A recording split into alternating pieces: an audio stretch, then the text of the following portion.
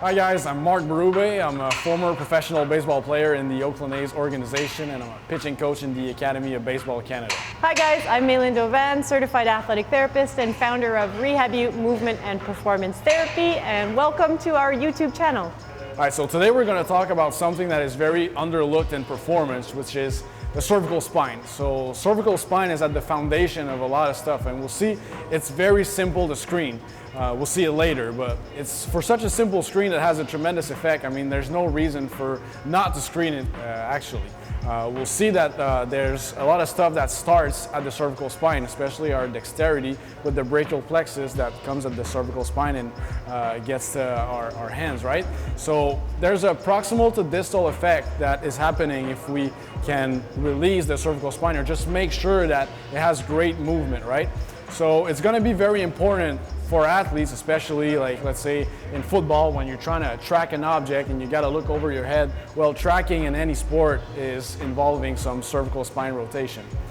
Hey guys, thanks for watching our videos, and don't forget to subscribe to our YouTube channel.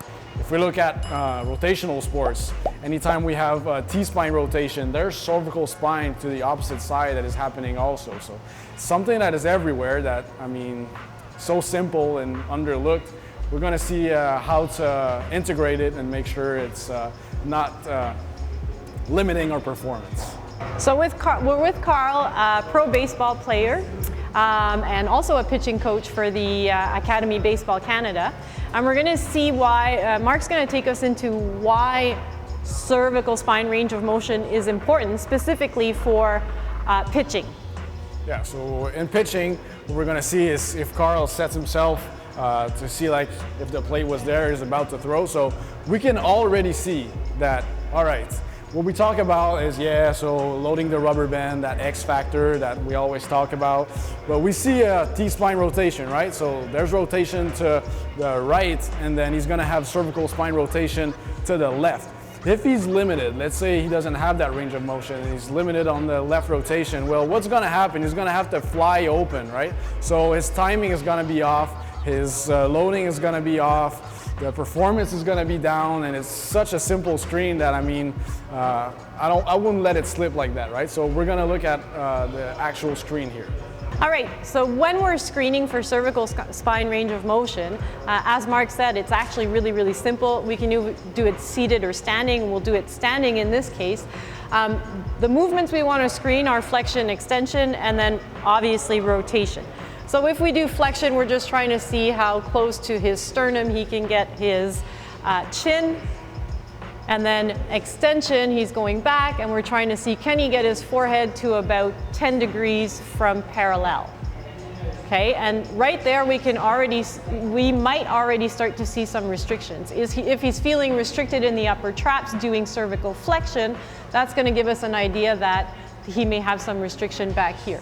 Obviously, we're interested in rotation, so we'll bring him back to neutral. We'll get him to rotate to the left, and what you would normally want to see is that he can bring his chin to mid-clavicle, but for an athlete like him, I would even say that's the really, really, really minimum amount I would want him to have. And obviously you'll compare that on both sides, okay? So he at least needs to get the tip of the chin over or in line with the mid-clavicle.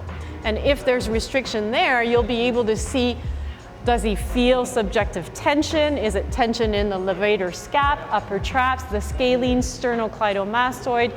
Subjectively, the client will be able to tell you that, the athlete will be able to tell you that. And sometimes you might see it as well too, if you can just turn. Sometimes they'll turn their head to one side, so turn to the right, and that'll be fine, and then you'll get them to turn to the other side, and sometimes you might find that when they turn to one side, the entire shoulder girdle on the opposite side lifts, so there's some tension there. So those are the things that you'll be able to see with the screen.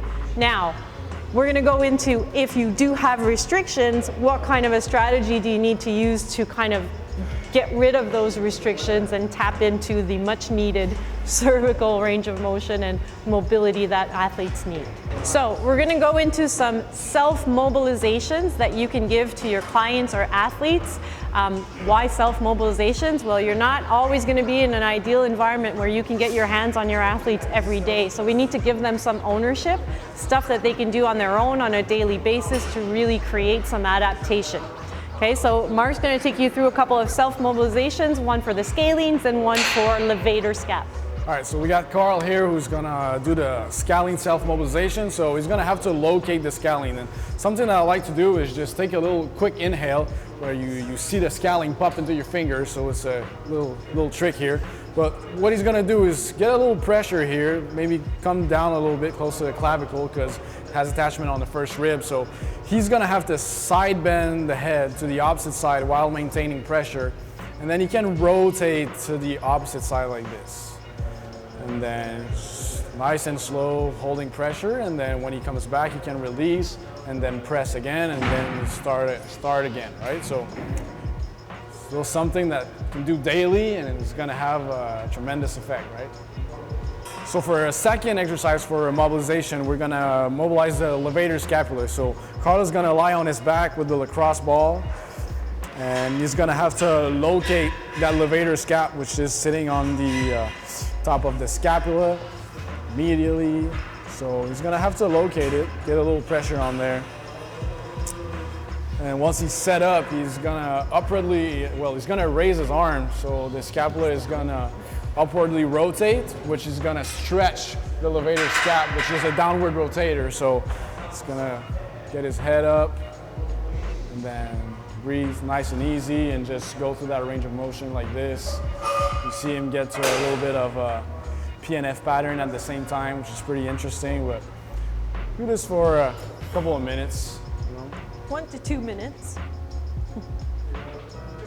All right, so in our activation sequence here, we're trying to work within the range of motion that the space that we've created using our self-mobilization exercises, creating awareness of maintaining good positioning, working into rotation, obviously dissociating rotation of the head from rotation of the shoulders. So we're gonna use a chin tuck with rotation.